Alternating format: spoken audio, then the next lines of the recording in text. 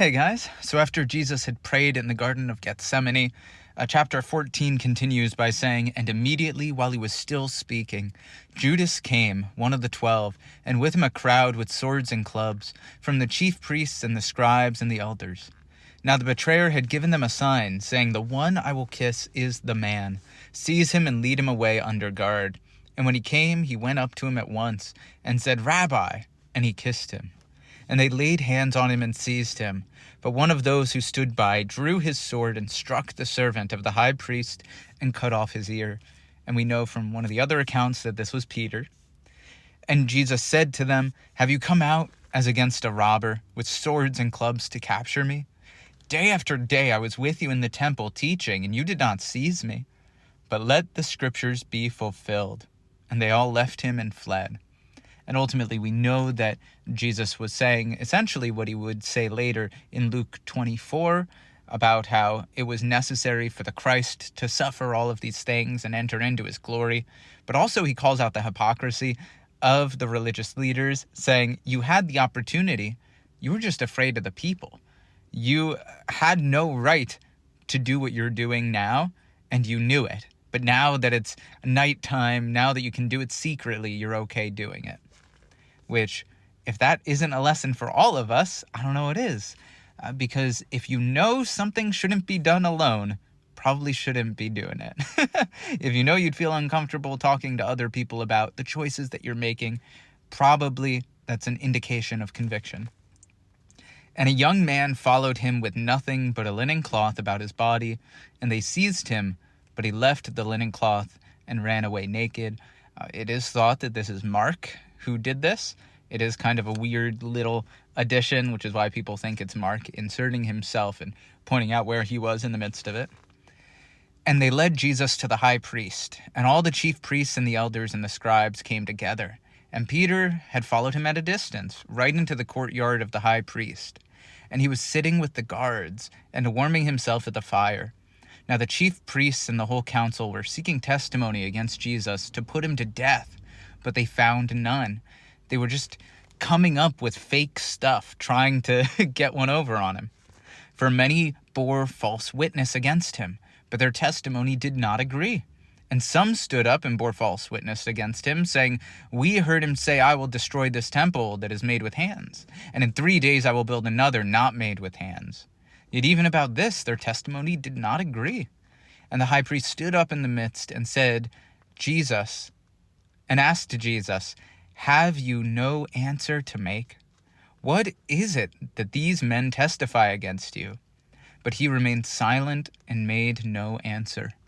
And this is reminiscent of Isaiah 53:7, of the lamb as a lamb before the slaughter, silent before his accusers.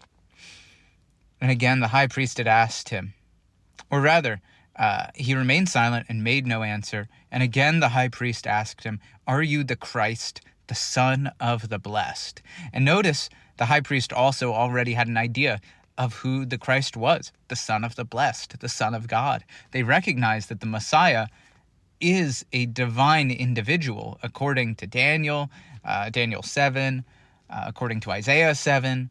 Like, it's very clear throughout the Old Testament scriptures that the Messiah is not just a normal, regular individual. They are someone who is identified as everlasting Father, mighty God, El Gibor. And so Jesus responds and said, "I am that ego eimi," identifying himself as Yahweh. "And you will see the Son of Man seated at the right hand of power and coming with the clouds of heaven." And so this is pretty much the most straightforward statement that you can make here. I mean, this is straight up him giving himself, applying to himself the messianic prophecies that are found in Daniel 7, 13, and 14. This is straight up him saying, "I am the Son of Man. I am the one who is identified with the Ancient of Days. I am God." And so the high priest tore his garments and said, "What further witness do we need? You have heard his blasphemy. What is your decision?" And they all condemned him as deserving death.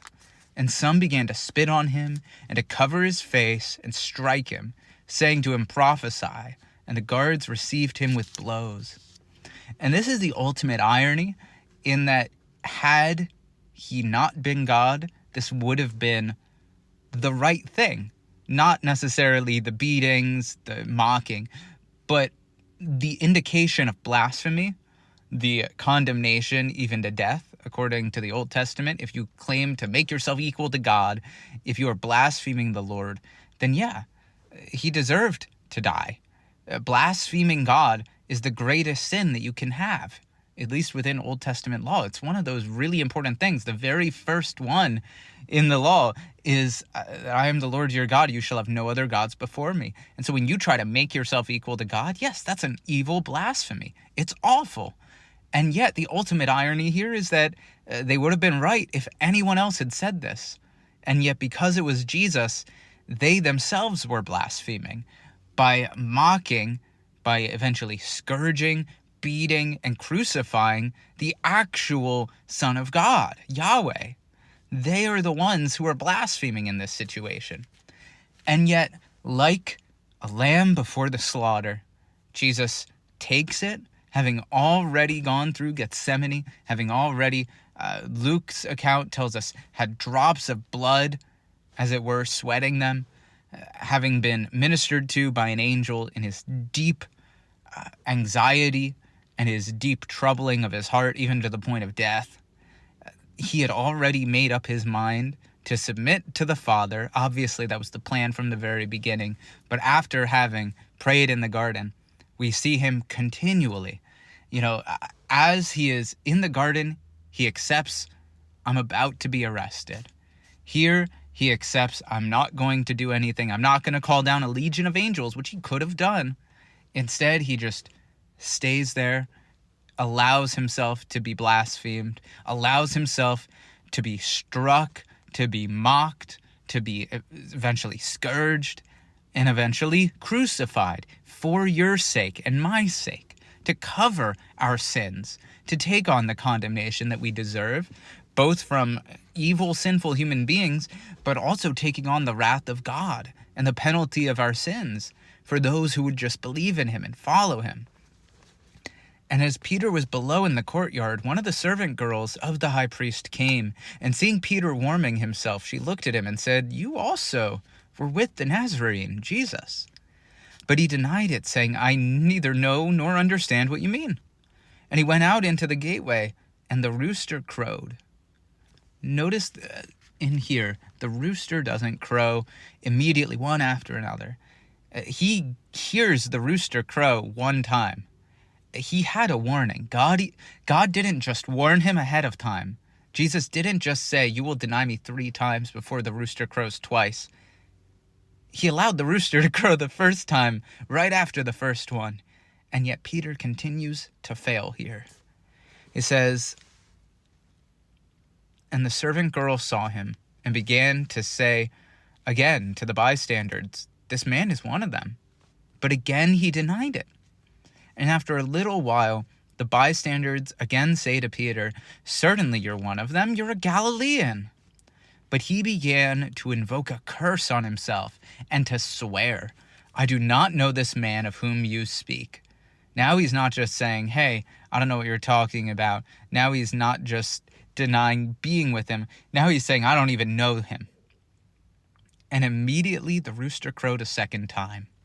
And Peter remembered how Jesus had said to him, "Before the rooster crows twice, you will deny me 3 times."